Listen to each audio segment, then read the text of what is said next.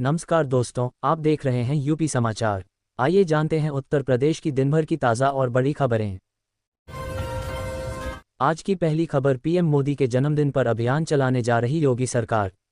योगी सरकार 17 सितंबर से 2 अक्टूबर के बीच राज्यव्यापी स्वस्थ नारी सशक्त परिवार अभियान चलाएगा। उप मुख्यमंत्री बृजेश पाठक ने मंगलवार को कहा कि प्रधानमंत्री नरेंद्र मोदी के जन्मदिवस से लेकर महात्मा गांधी जयंती तक प्रदेश भर में संचालित सेवा पखवाड़े के दौरान स्वास्थ्य विभाग की तरफ से यह अभियान संचालित किया जाएगा। ये कार्यक्रम प्रदेश के आम जनमानस को समर्पित होने के साथ ही नारी स्वास्थ्य पर केंद्रित होगा। संगीत, यूपी बॉर्डर पर नेपाली जिलों में हिंसा, आगजनी, बहराइच में घुसने की कोशिश। नेपाल के काठमांडू में भड़की हिंसा की आग यूपी से सटे नेपाली जिलों तक पहुंच गई है। मंगलवार को बहराइच नेपाल बॉर्डर पर बांके जिले के नेपालगंज शहर में टायर जलाकर प्रदर्शन हुआ। जमुना चौकी पर तोड़फोड़ की। प्रदर्शनकारी भारतीय सीमा में घुसने लगे तो एसएसबी और पुलिस ने उन्हें वापस भेज दिया।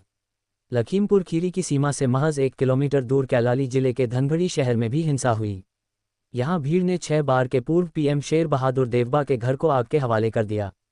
भीड़ ने शेर बहादुर और उनकी पत्नी की बेरहमी से पिटाई कर दी। यूपी में नदियां उफान पर हैं। गंगा, यमुना समेत नदियों का बढ़ता जलस्तर लोगों के लिए मुसीबत बन गया है।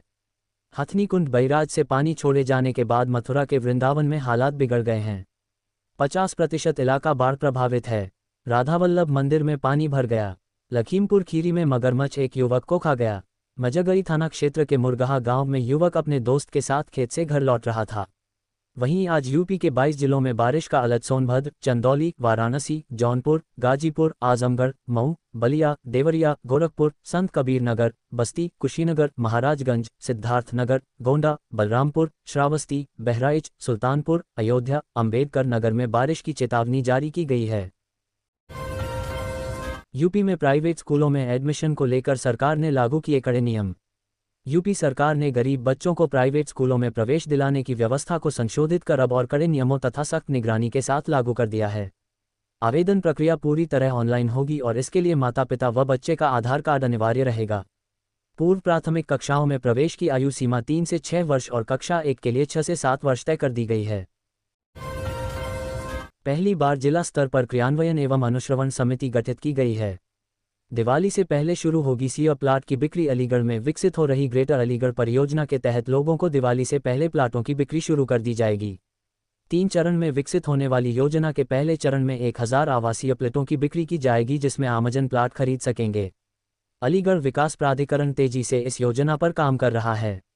3 चरणों वाली इस योजना के पहले चरण में 10,120 हेक्टेयर भूमि पर 2,594 सीओ और 305 व्यावसायिक प्लाट विकसित किए जाएंगे।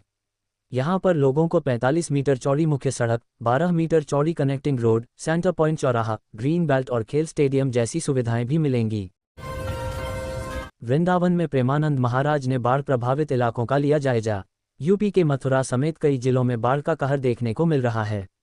मथुरा में यमुना खतरे के निशान से ऊपर बह रही है, जिस कारण कई स्थानों पर खेत खलिहान मंदिर सब डूब चुके हैं, जिसे लेकर एनडीआरएफ और पुलिस प्रशासन लोगों को सुरक्षित स्थानों पर पहुंचाने में जुटी है।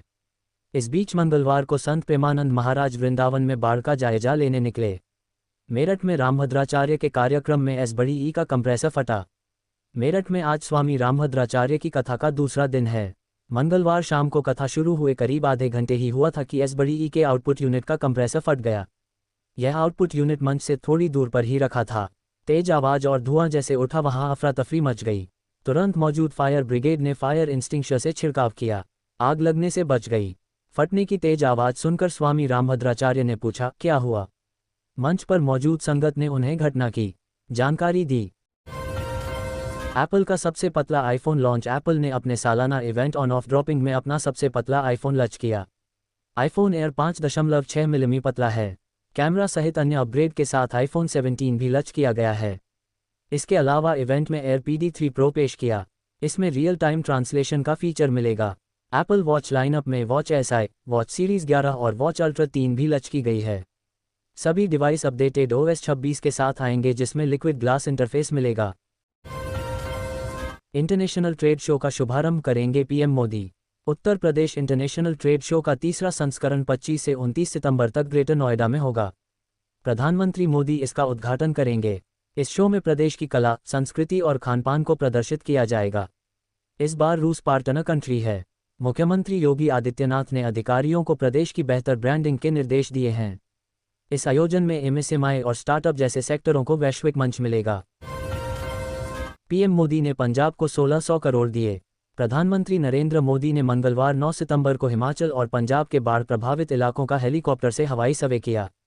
दोनों राज्यों के लिए उन्होंने कुल 3100 करोड़ रुपए की सहायता राशि का ऐलान किया। इसके अलावा मृतकों के परिजनों को 2 लाख रुपए और घायलों को -500 रुपए दिए जाएंगे।